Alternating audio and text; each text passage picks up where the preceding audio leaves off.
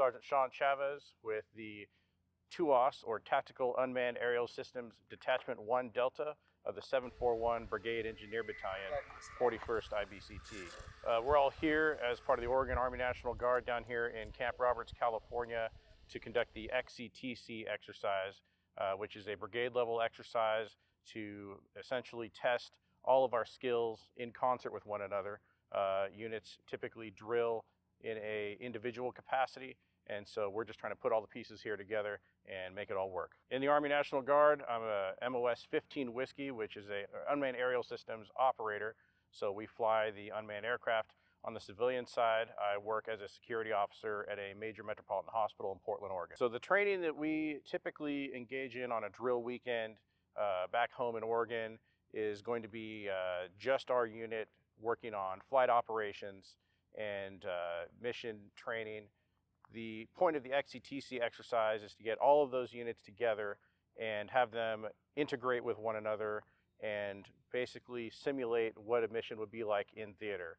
So we're supporting troops on the ground as they conduct their training lanes.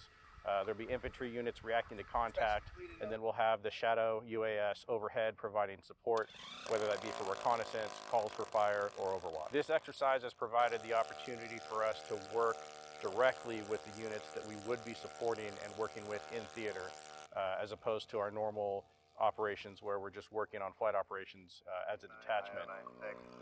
15-minute check complete.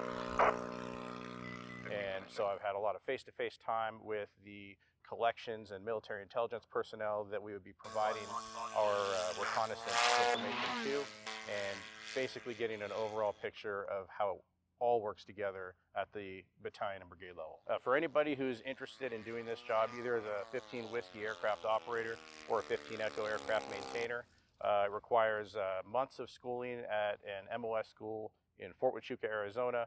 It's a very technical and high-skilled position. It's very high demand and has a lot of job opportunities and prospects in the civilian world outside of the military. And you can expect to spend between 3 to 6 months going through school after basic training is complete. I specifically chose to enlist in the Oregon Army National Guard as opposed to the active duty Army or the Army Reserve because I felt that the Guard's mission to help my home state was really appealing to me, not just in a military capacity with combat operations overseas, but also our state missions such as disaster relief, anything to do with rescuing or wildfire mission. All of that hometown focus really appealed to me. That's why I chose the Guard.